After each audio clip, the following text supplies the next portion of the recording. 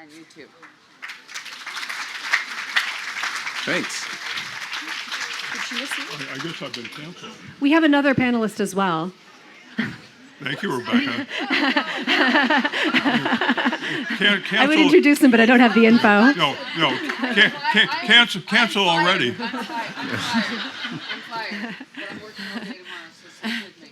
Richard North Patterson is the New York Times best-selling author of 22 novels, including Balance of Power, Exile, Eclipse, and Project Independent. His current novel, Trial, tells the story of a black teenager charged with the murder of white sheriff's deputy in rural Georgia and the efforts of his mother, a prominent voting rights activist, to prove his innocence.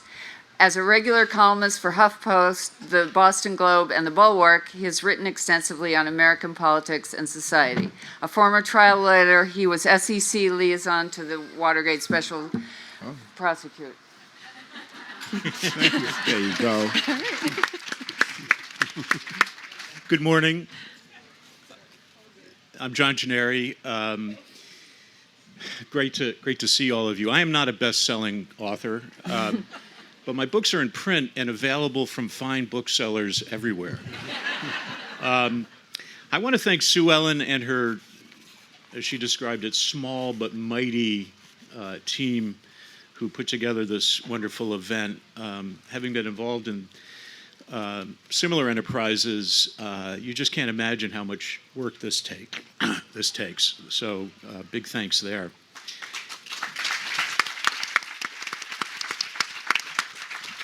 So our theme is violence and justice, and we have a lot to talk about. Every dead body tells a story. Every court case is narrative gold. Every incarceration has an illuminating backstory. Such tales come to us via daily journalism, folklore, stray community gossip, social media.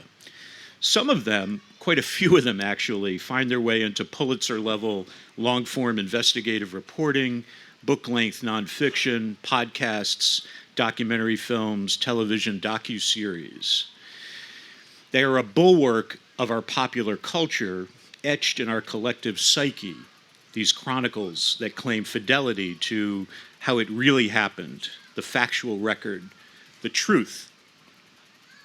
What happens when the fiction writer ventures into this territory?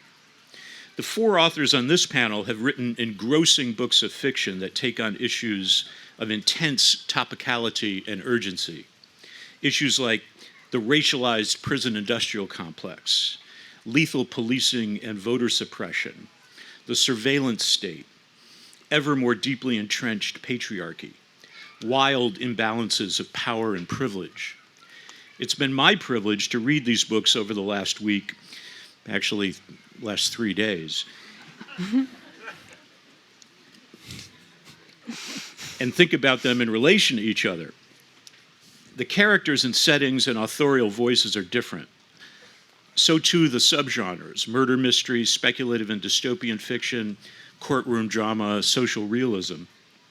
Still, these books have in common the qualities that distinguish all good fiction, tangible qualities like narrative texture and shapeliness, and also crucial but ineffable ones, an expansive, multidimensional reality, a reality more real than a putatively factual account could ever achieve. A striking sense of intellectual and emotional aliveness, more fully and keenly alive than any of our actual lives. A palpable questing for deeper truths, truths only discoverable and apprehensible through bold originality and fearlessness of literary imagination. Every work of literature has both a situation and a story.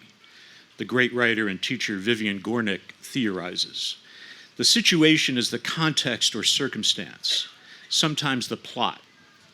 The story is the emotional experience that preoccupies the writer, the insight, the wisdom, the thing one has come to say. These writers arrive here with a lot to say. And if my preposterously wordy college essay prompt-like questions don't suck up too much time, there'll be much for us to hear from them, absorb, and ponder. Toward the end of the hour, I'll leave time for you, the audience, to join the dialogue. I start with this question. What are the unique challenges and risks of writing fiction about violence and injustice? The social dynamics, institutional contexts, quotidian details, human complexities. Does the novel, as a form, afford special opportunities to probe these issues? Does it take a special sensibility or skill set to work in this thematic space? What are the rewards of doing so? That's one question. Who wants to start? I can start. First off, thank y'all for having this and being here today. It's always a pleasure to be here on the vineyard, as y'all call it. And I appreciate the space. I think that there are several challenges, and one of the ones in terms of recreating violence in the fictive form, and the one I think about often is merely recreating that which I mean to dismantle. And so we live in an age where actual lived violence can be recreated like ad nauseum instantaneously through Twitter, Facebook, whatever you want to talk about. And that happens because there's a response to violence. I think we have a human response to seeing precious life being threatened. And so, but when that happens constantly over and over again without context or without sort of, I don't know, taking that energy that's summoned when the violence is represented and directing it somewhere, we can become desensitized. And so that mere recreation can often maybe desensitize us or even enforce its, like, I don't know, like almost like empower the violence.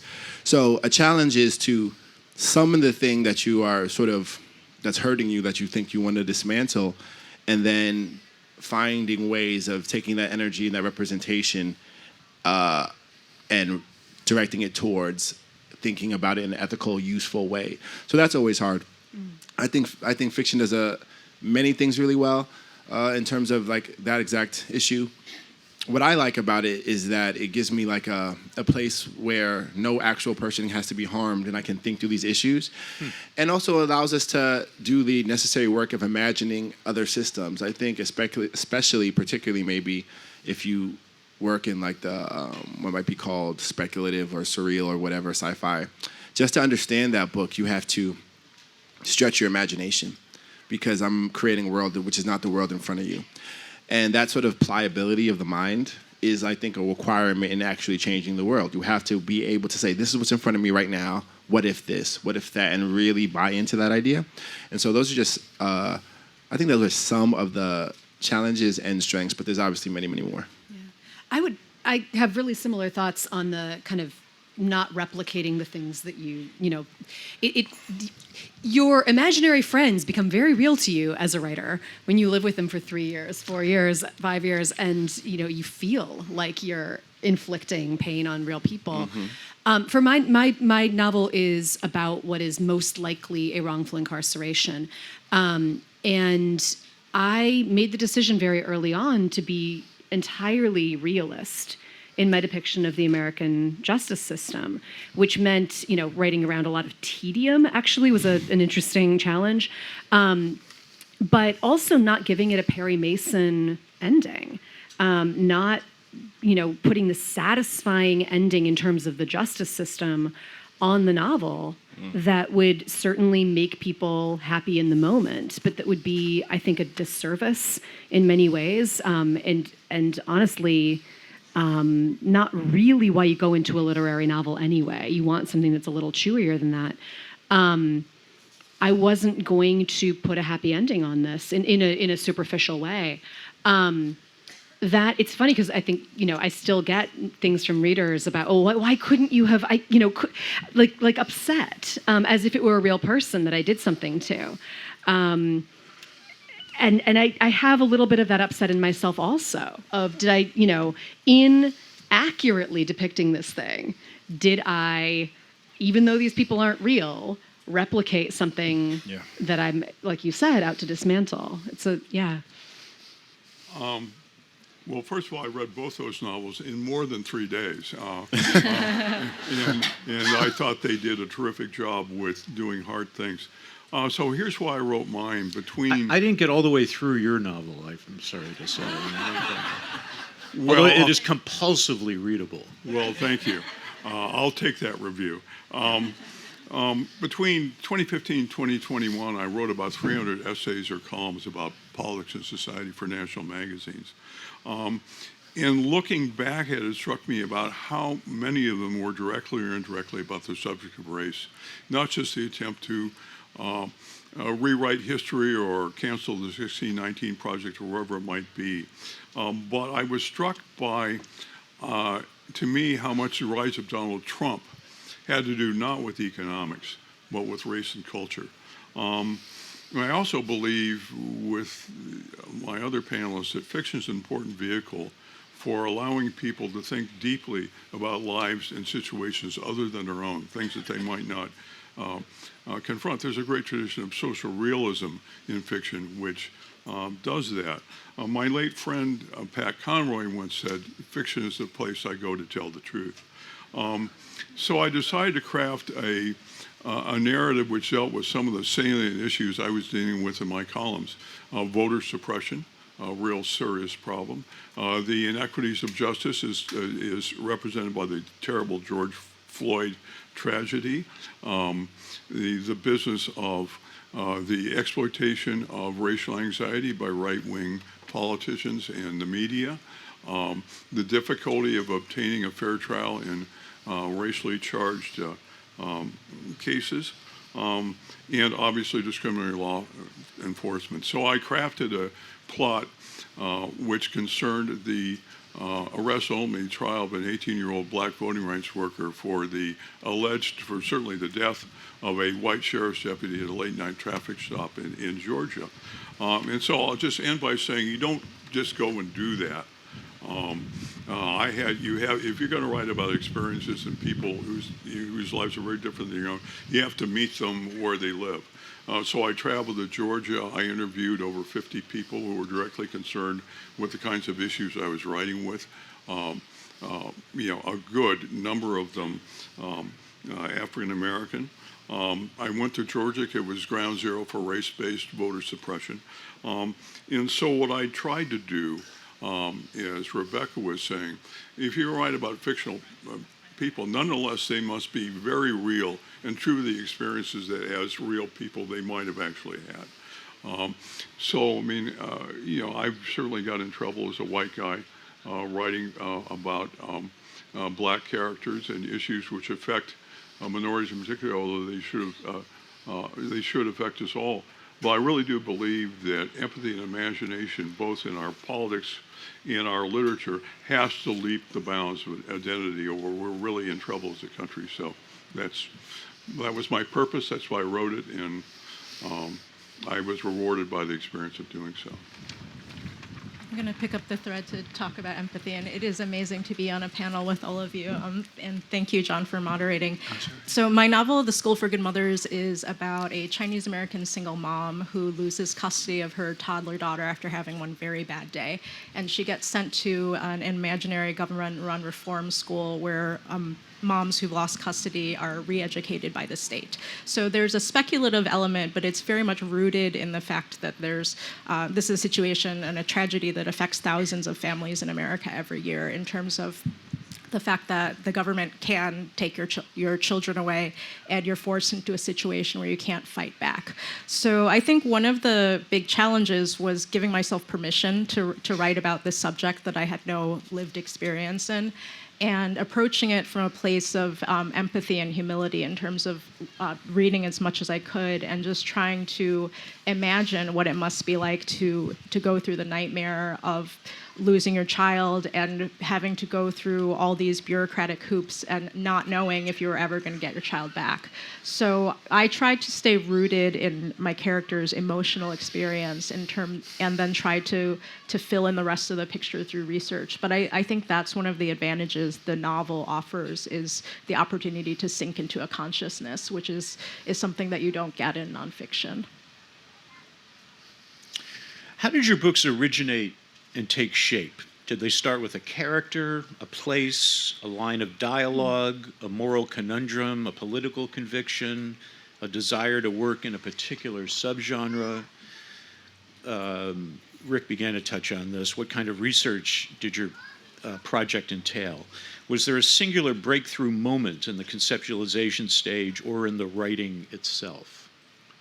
I had a concept. I knew the subject I wanted to write about. I generally knew who the characters were. But there's a difference between having a concept and having a character. So I'll start with my character, Allie Hill, who's a 40-year-old voting rights leader in Georgia, a black woman who is terribly controversial among the right. So how do I create this person? How do I make her real, not just to me, which is the first instance, but to the reader? I went to Georgia, went to a prototypical county, talked to everybody I could about what it would be like to grow up in that place, including as a minority. Because I portray her as a student at Harvard, I went to my friend Henry Louis Gates and I said, please, can you connect me with 3 women who went to Harvard during this time, black women? And they told me everything that they could remember and everything they felt about their experience. I talked to black women about what it's like to worry for a son in these conditions and what you do about that. I talked to the successor to Stacey Abrams as head of the New Georgia Project. I learned not only the professional cost of her life, but her personal cost. The fact that she received death threats constantly. The fact that her home and her image were put up on right-wing websites. And so that's how Allie Hill went from a concept to a person I could believe in, and a person I could, with, I felt, integrity, ask my readers to believe in. So that's essentially the process. I realize I didn't actually tell you what my book is really about. I should probably do that. So my novel is called I Have Some Questions for You. And it's essentially, it's about a woman who's returning to the boarding school she attended in New Hampshire. She attended it in the 90s. She comes back to teach for 2 weeks, and as she is there, gets drawn back, of course, into thinking about her own past, but particularly about the death of one of her classmates their senior year. This young woman who was found drowned in the campus swimming pool. Someone is in prison for that. A lot of people on the internet believe it's the wrong person, and that it was a racist conviction. She's not actually looked that closely at things, believing them to be solved, and when she's back, starts to do that, and then the book goes from there. Actually, this is a long story, so I'll keep it really short, but I actually live on the campus of the boarding school I attended as a teenager.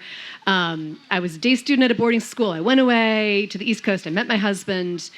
I dragged him back to Chicago. He was a high school teacher. The place he got the job is the high school that I attended. We were going to be there for 3 years. We've been there for 22 years.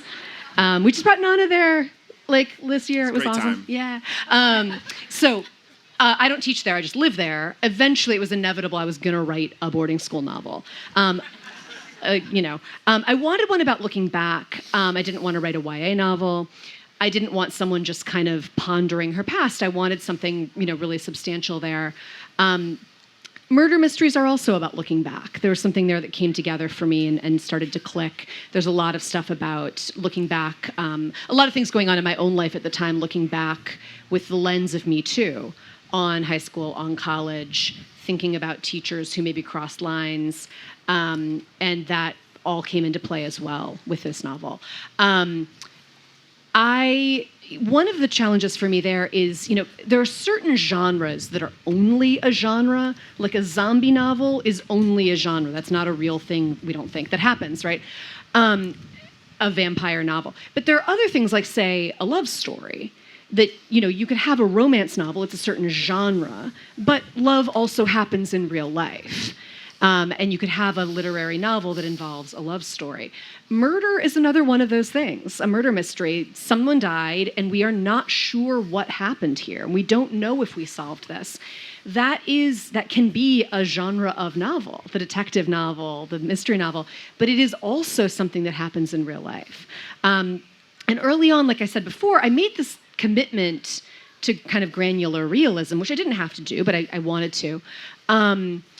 I simultaneously wanted the reader to be satisfied with, I started out not knowing what happened, and by the end of the book, I know what happened, but also not to put this false gloss on things, and also to actually talk about our actual carceral system, our actual justice system.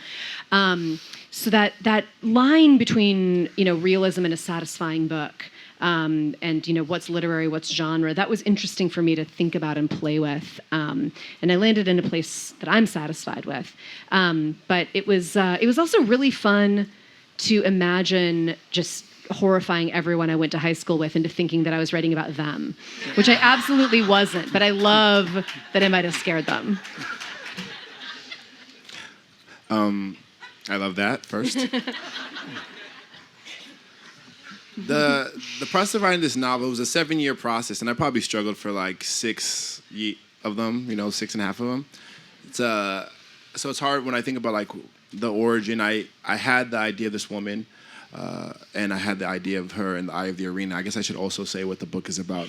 My book is about imagined future in which convicted wards of state can opt out of a sentence of at least 25 years and then participate in death matches. Very light kind of things like that. And but it ends up thinking a lot about our carceral state, the carceral system, and the ways in which our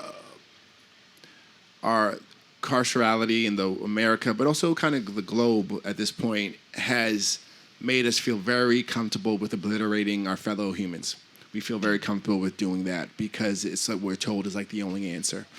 And it ends up thinking through that from many different points of view. And so in terms of the origin, I just had this idea of this woman in the eye of the arena, people kind of like crowds jeering her in this really aggressive way, but also like lauding her and applauding her. And it was just this complicated thing, and I didn't know exactly where it was going to go. I thought it was going to be a short story for my first book. I was very wrong about that. Mm-hmm. And eventually I realized that the only way that someone would be allowed to be subject to this kind of treatment so publicly was if they had done something bad, if they were a so-called criminal. And once I did that, realize that, I had to start doing the work of understanding the criminal justice system, which I had a very peripheral understanding of. My father, when he was alive, was a criminal justice attorney. So in some ways, that was really a seed. I remember I was like 11 or 12 the first time he came home, and he kind of told me he was getting ready to prepare a case for someone who had committed murder, getting ready to prepare to defend them. And I remember being like, oh, okay, I guess my dad's a villain, He's like a bad guy. And I don't know what I said. I said something making it that clear that that's how I felt. And I remember him telling me it's not that simple. And in some ways, that might have been the seed. It's always really hard for me to know. I think it's a lot less knowable than we presume it to be in terms of writing really anything. But over the course of those years, even though my book is very much not in realism, I also because I think there's something, I'm interested in what sort of propelled you to get that granular realism in there, because I felt something like that too, and the way I sort of brought that in was through footnotes. The book includes footnotes, which I never thought I would do. I sort of hate footnotes, but I really, really wanted it to be impossible for the book to be misread as about just a woman with a hammer killing people,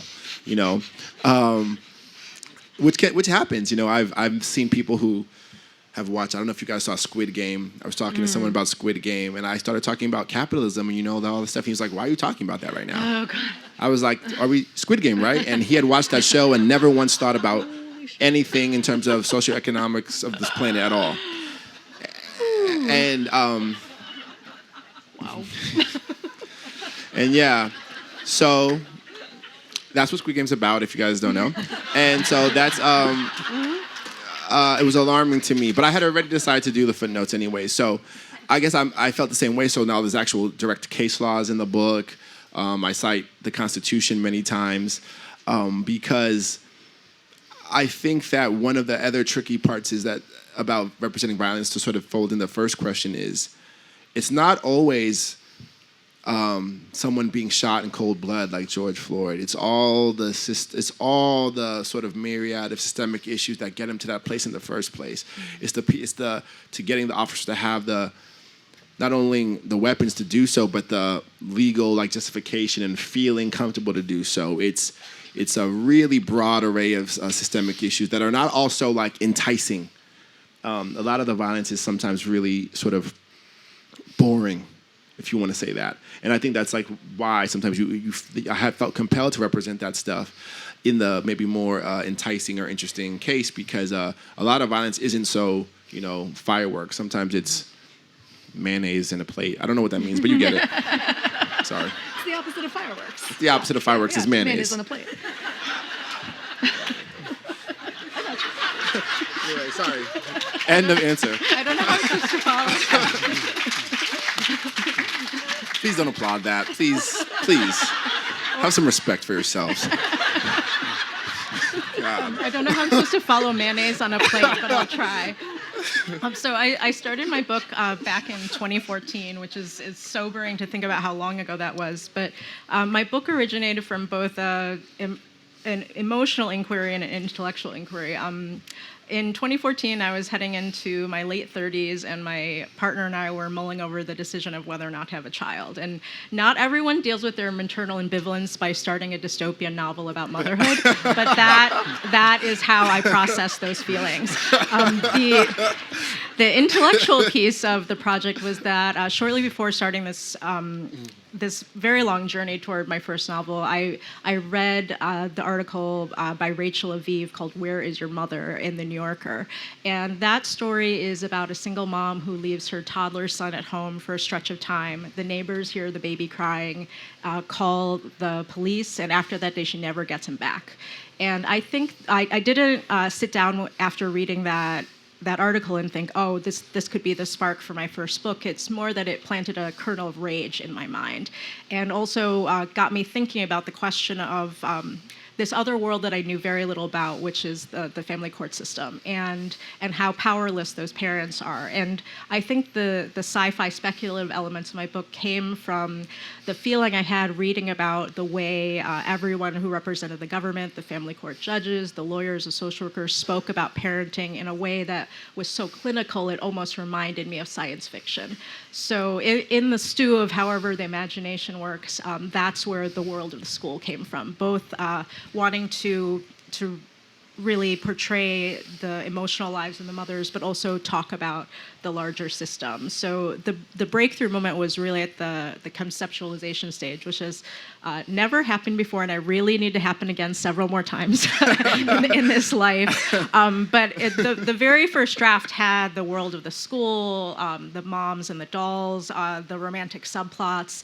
And so, I mean, you have to work for a really, really long time as a writer to have those really good writing days. So then it became a question of doing all the work for many years to realize that world, and to really learn about the subject matter, and to do justice to these big questions. It won't surprise you to hear that another commonality across these books that I didn't mention is that there's a great deal of humor in these books, and there's really a kind of uncanniness about the reading experience in which it's a kind of frisson when you find yourself laughing out loud while reading about very dark, ominous matters. Here's the meatiest of my questions, and so I beg your indulgence for my verbosity. Writing in the opinion section of the Wall Street Journal earlier this year, Mr. Patterson claimed that his new novel had been rejected by major New York publishers owing to a, quote, new ideology of identity authorship dictating that white authors should not attempt to write from the perspective of non-white characters or about societal problems that affect minorities, end quote. I think we're all familiar with the core issue here and the language it has spawned, the language of authenticity, appropriation, cancel culture. Rick Patterson's case is one of a white author writing about black characters' experiences and histories, but the issue applies to other identity characters as well, and it turns on the underlying question of who can or cannot, who should or should not tell certain stories. I'd like to ask each of you, starting with Rick, to say something about your experience with this issue, not just as a writer, but also as a reader, and an interlocutor. And I'd like to ask you to conjecture about where this debate is going and what it means for our culture. Well, I think there are numerous problems with identity authorship, as I call it, and I don't think I can cover them all. But it assumes to stifle empathy and imagination across the lines of identity. And if you think about it, there goes Othello or To Kill a Mockingbird. Now, race is the defining division in America. That's why I wrote this book. But we're also the product of infinite variables, ethnicity, true, but also heredity, family environment, opportunities, mischances, the predominance of love or trauma in our lives, all the variables that shape who a human being is. To assume that race is in itself is a qualifier or disqualifier is to ignore all the different things that make it into us. We spend every day, regardless of ethnicity, trying to understand people who are different than us, starting with our own family. Also using, my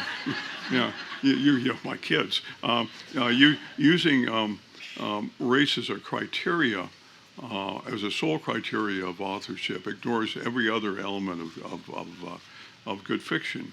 A gift for narrative, characterization, dialogue, richness of language, vividness of place, psychological acuity, assiduous research, but most of all, it denies the human element of all good literature, the ability to empathize and to imagine. Now, if you think about using a race as a exclusive pre-qualifier, assumes that I am brilliantly qualified to write a novel about a white high school dropout with an abusive family in Appalachia, but not a black woman who goes to Harvard. What is the logic of that? But more than that, the problem of preemptive censorship is that we never know what we lose because it happens between the closed doors of publishing houses. We can quarrel over censoring, banning the 1619 Project, which I find appalling. But at least we know what we're talking about, right? We know what we're debating about. We know what the book actually says. But if you suppress a book before it's published, you never know. Not only do we never see books which are suppressed, we never see all the books that will never be written because the author's afraid to write them. What I fear is that it'll put us in this sort of defensive crouch of tribalism, which already permeates our society and our politics to our great disadvantage. So, I mean, I think literature should be designed to enhance our humanity, to appeal to our humanity, not to shrink our humanity. And as for my own book, and the issue is much bigger than mine, I think any book should be judged by reviewers, readers. If somebody doesn't want to read a book because of the identity of the author, or thinks it's a lousy book, or wants to question the author's execution, that's great. That's what authors sign up for. But it serves nobody, not the author, not the reader, not the larger society, to invoke race as a presumptive disqualifier, because it denies everything about us that makes us all the complicated human beings that we are.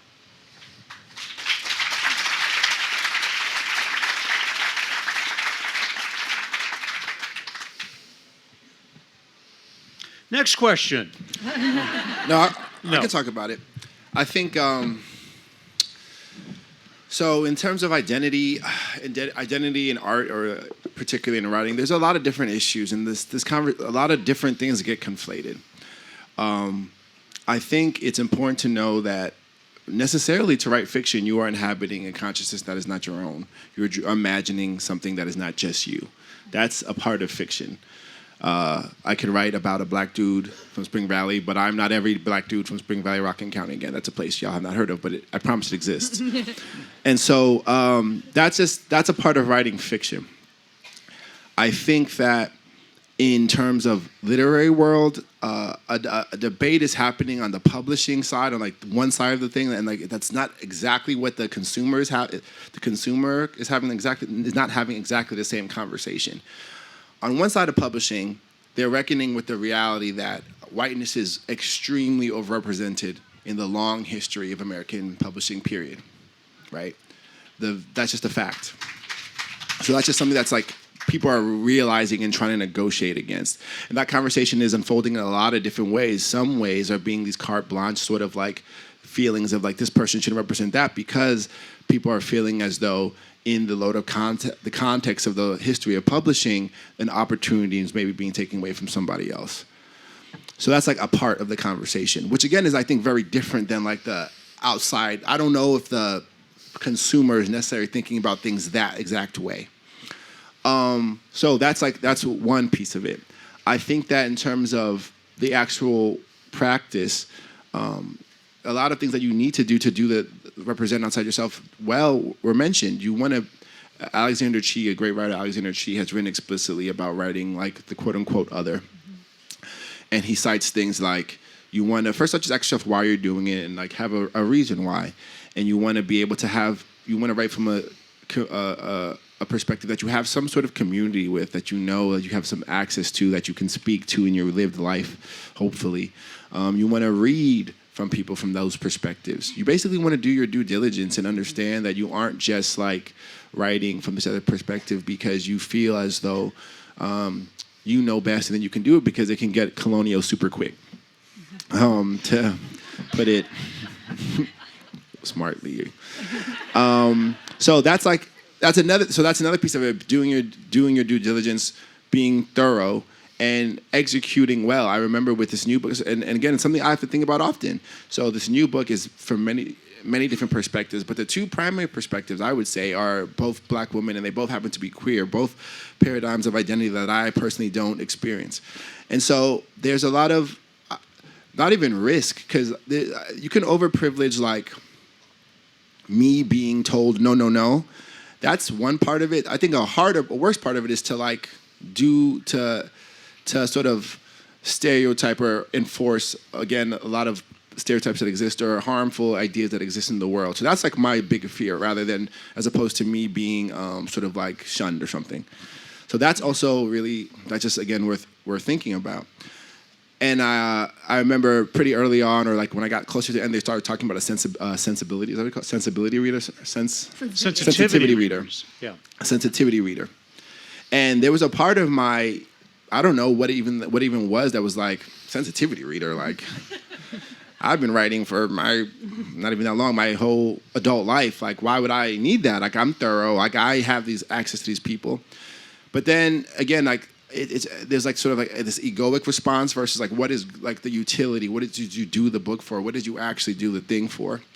And so I did the sensitivity reading, and it was an incredible experience. It was really affirming, and I feel so grateful. And I know that like the resistance I had to was really, I'm not saying this is everyone's experience, but there was a lot to learn from having someone who lived the point of views that I was depicting explicitly, read the book and give me notes. And I ended up, maybe my point of view is as it is because I didn't have to change much, but yeah, maybe I'm just like, like it worked out great for me, so it's fine for everyone. But it forced me at least to interrogate that why I did this question. It forced me to think about who I was trying to represent, and if I was being as effective as possible, and where my blind spots were, because of course they exist. Surely they exist. Mm-hmm. So I think, these are just some of those pieces, and then again, another paradigm, because again, these are many different issues that get conflated. Sometimes a book gets canceled. I'm going to bring up someone who I'm not trying to disparage her at all, and I actually know her. She lives near where I'm from. The book American Dirt. You guys remember that whole thing? Mm-hmm. People are like, yes. A book that got canceled because you had a white presenting Puerto Rican woman writing about people immigrating from Mexico. Mm-hmm. It ended up, I think that the conversation did get reduced to sort of like these base carte blanche identity, and like it kind of got mean and not necessary. But in her cancellation, she was like #1 on the bestseller list for a very long time. So I'm like, that's canceled. Then where do you get the cancel that? I'm just kidding. I don't want that. But I'm just saying, like, there's a lot of different pieces out at once. And so I think that when American Dirt came out, I do think that was an important opportunity to speak about okay, what is this experience, and how was it? What I often find is that what people really feel is hurting is the execution. Yeah. The actual execution is poor, and there's always space for that to happen too. Like sometimes, like we all have to be like as writers, like maybe I sucked at that day, maybe I sucked, and that is room for that. That's not always, but there is something about that preemptive thing which can be really violent and unfair. I know a lot of the people, to bring it back to American Dirt, who hated American Dirt never read American Dirt. I'm certain of that. So there's it's a lot of things, and I think what's happening, it's all sort of in response, and again, it's not going to be perfect, to publishing, and then as a sort of a ripple effect, the reading world at large having a conversation that is stemming from the overwhelming whiteness of not only editors, but every single aspect of the publishing pipeline, for whether it be agents, whether it be sales marketing teams, whether it be the people who actually like own like everything, the top. We're having a conversation that's just starting to negotiate that. And in some of that conversation that's happening, there's people are over-identifying to particular pieces of identity, maybe, and sometimes they aren't. But there's a lot of things happening at once, and so it's pretty complicated. But I think it's many different issues. And for me, as the conversation moves forward, I have a lot of examples of people who write outside of their particular perspective. In fact, every single person here has done it, and they do so ethically. They try their best to be thorough. And readers can feel what's real. And I think readers can feel what is done with heart and intent and with purpose. And so, yeah, it's not like, to me, it's not like a scary thing. I think, it can get really scary, but it's like, it's already scary. I'm already scared of the 90-something% whiteness that existed. I'm already scared that if I wanted to have, I love my agent to death. If I wanted to have a black agent, it'd be almost impossible. I'm already scared if I wanted to have a black editor, it'd be almost impossible. It's already the case. So there's already a lot to... The good news is there's already a lot to be afraid of. I have a couple of observations. A lot of what Nana said really rang true with me. We need more agents of color. We need more publishers and editors of color. They are very hard to find. When I first read this book, I told my agents I would prefer to have a non-white black editor. They said, good luck with that. So that's a real problem. On the other hand, I would say that the publishers who declined my book on the basis of my race because of the Democrats we're talking about were overwhelmingly white and had no lived experience at all with the problems of the black Georgians who spoke to me from their own lived experience. But they presumed to act as literary benefactors of black America. And that's a real disconnect between publisher and reader. I'd say that this is basically a white person's phenomena. Two of the most eloquent voices in favor of diversity of authorship are Henry Louis Gates and Zadie Smith, who have spoken this more eloquently than I ever can. And if you haven't read their essays, for example, Zadie Smith, in your review of books, you really should. But what she said is it would be impossible for me to have written any of the books I wrote if I'm held to this particular standard of identity authorship. And Nana's book would have had to have been written by a committee. Because it had both, and Rebecca's for that matter. So the question is not whether we need more diversity in literature. We do. The question is whether censoring things on the basis of race is the way to do it, and indeed is any better than all the other forms of censorship which we would deplore. Jessamine and I'll be quick. Rebecca, take as much time as you want. So on the flip side, I think talking about identity and own voices and all the publishing terms that are attached to this issue, when I think about it, it's partly that a book like mine, I wouldn't have been able to publish it 20 years ago. And I'm definitely benefiting from all the Asian American authors who've gone before. So the fact that publishing is making room for stories from authors of color, I think the net good outweighs the what is the right term? The minuses of this plate of issue. mayonnaise. Sorry, slow this morning. But But I think the fact that my publisher framed the marketing copy around my Chinese American protagonist being an every woman for our times, that wouldn't have happened 15 or 20 years ago. The leap of imagination required to think of a Chinese American woman as representing American women is something that could only happen now. So I've generally experienced the positives of it, and I'm not sure that authors are the ones to steer the debate. I guess I've always thought of it as like we're making the work, and this debate is happening like outside of us. I'll say really quickly, and it was an issue with, I have some questions for you, but my previous book, The Great Believers, is about the AIDS epidemic in Chicago. It's about the 80s. It's about gay men. It was much more of a leap for me in many ways. The one thing I'll add to this is that the debate around all of this has made me a better writer. There was a healthy sense of terror in approaching, and continues to be, in approaching people other than myself. A lot of the work of a novelist is just imaginative empathy, but the legwork involved in whether it's finding sensitivity readers, it's interviewing people, it's doing that research, making sure not so much to cover your own butt, but like you said, am I perpetuating harm in the world? Am I reinforcing stereotype? Am I misstepping? Am I hurting people? Am I stealing voice from someone else? All of those questions got me out from behind my desk, got me researching faster, got me, showing the book to more people earlier, got me thinking about why I'm writing, what I'm writing, why am I choosing to do this? Am I centering, decentering certain voices? It can be painful, as any process of editing or self-editing can be.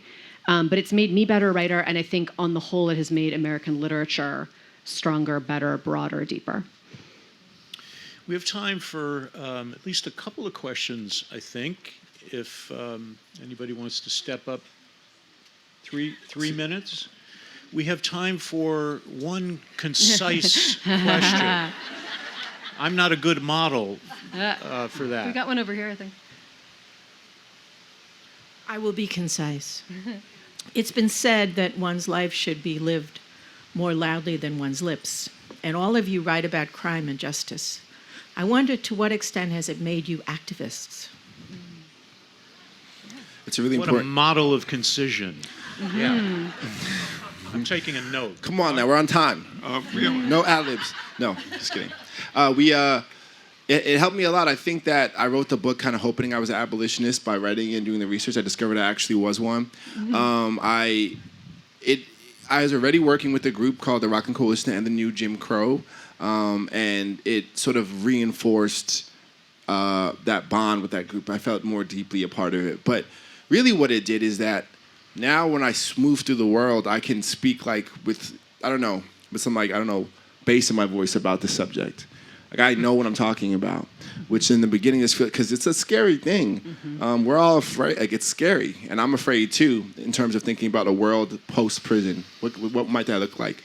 But just by doing the research and I guess lifting the veil towards the actual evil that we are all sort of just complicit in allowing right now, makes it that my steps just generally in life to move towards more activist causes, including that group I'm involved with now.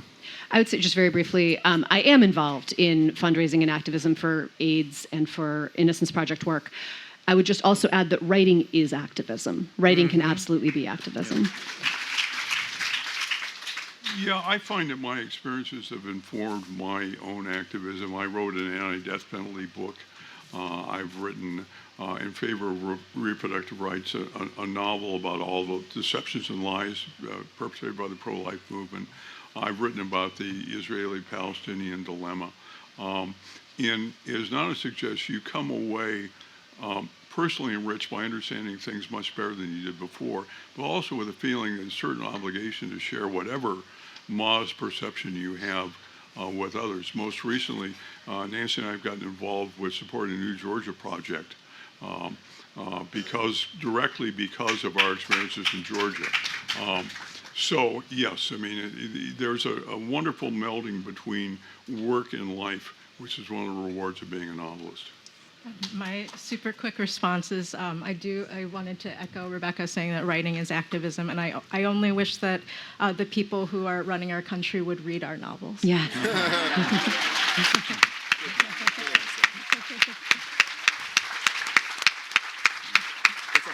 Thank you so much to our wonderful moderator and this very interesting panel. The books from this panel are available for sale right in the tent right there, run by a bunch of grapes, and the authors will be signing their books for the next half hour. The next panel, which is starting in 4 or 5 minutes, is called Supreme Court Affirmative Action and Legacies of Injustice. So thank you very much.